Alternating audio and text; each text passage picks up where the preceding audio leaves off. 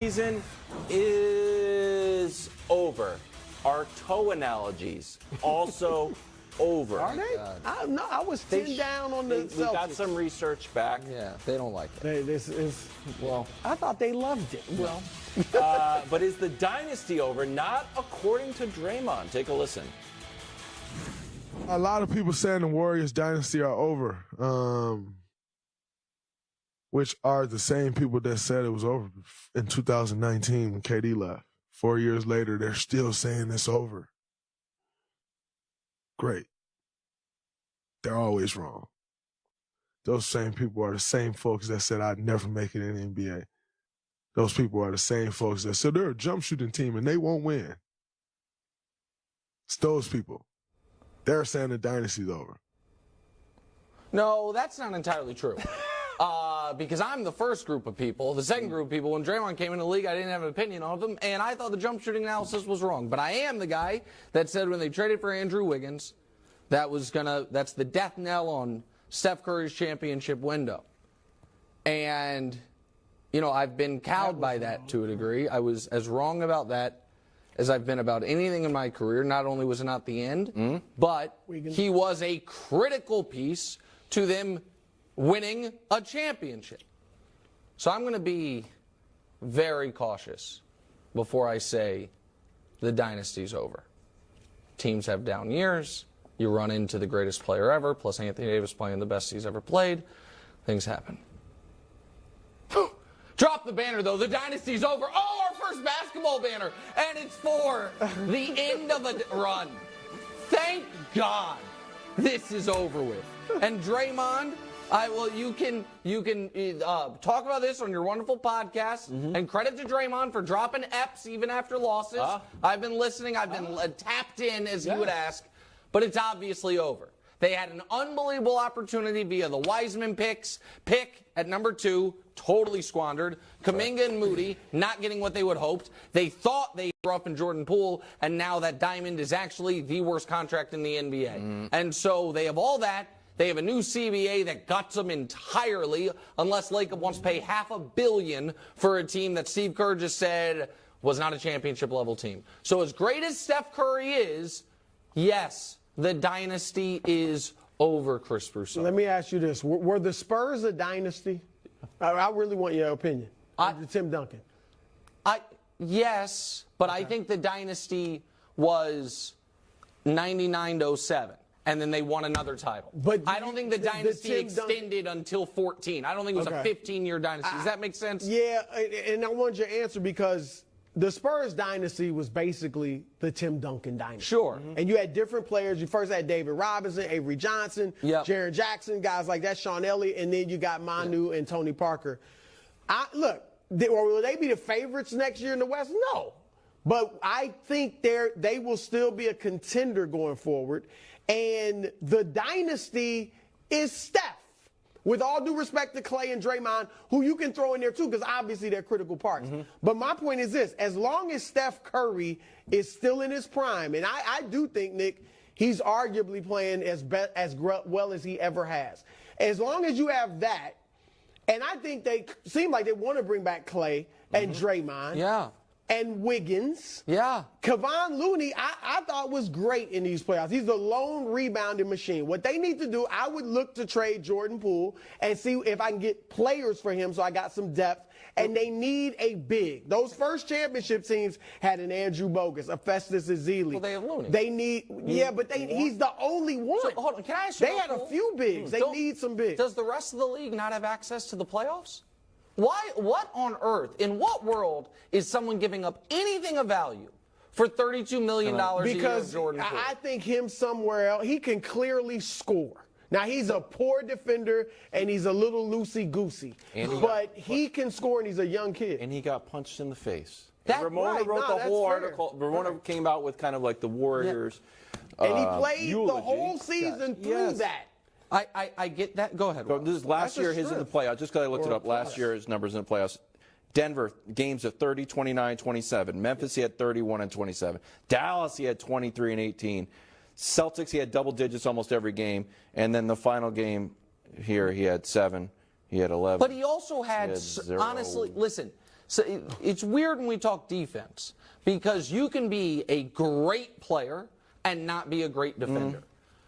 And you can be a useful playoff player and nearly a zero offensively. P.J. Tucker's an example. Guy can do one thing offensively, hit a corner three, but he gets all his value on defense. The one thing you can't be and be a playoff player is a zero defensively. There's no way around it. And you saw the moment he checked into these games, he was a foul machine and LeBron hunted him down, which made him unplayable. Now granted, Russell Westbrook's way better than him. But Russell Westbrook later in his career has been traded several times with that contract. Like, no contract's untradeable. I didn't say it's untradeable, but I don't think he's got something. His offense is big. I think he averaged 26 points a game when Steph's not there. I think that if we are ranking worst contracts in the league, he is in the top 3 without a doubt.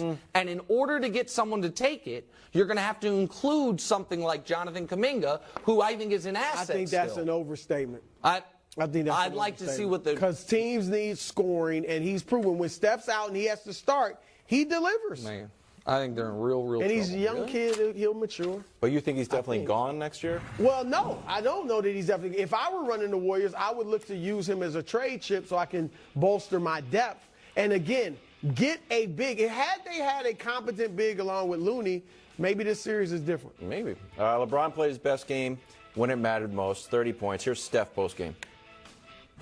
Understanding who LeBron is and who he's been his entire career and the accolades and the championships he's won and the records that he has, like, he's an amazing basketball player.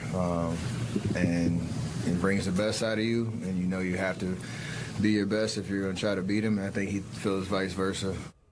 Here's the statistical tale of the tape. Very close. Yeah, I felt like we were molding this question a little too pro-LeBron. Well, what's the question, Wiles? Question, what surprise LeBron outplayed Steph? I didn't necessarily agree with the question. I don't think he outplayed Steph. I don't really either. How? Steph averaged more points, more assists, and had very little help compared to what LeBron had. But you thought the Warriors were the better team. I was wrong.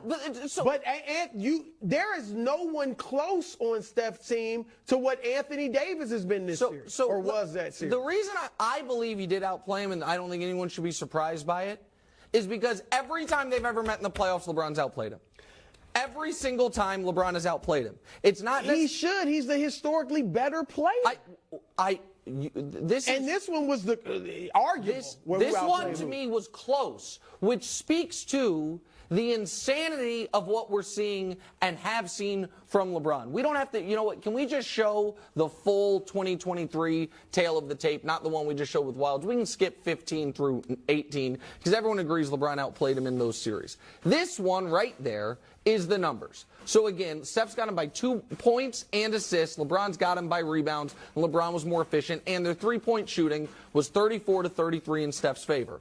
Also, LeBron was a very good defender in this series, and Steph was a negative defensively. But what it brings me to is this. If LeBron,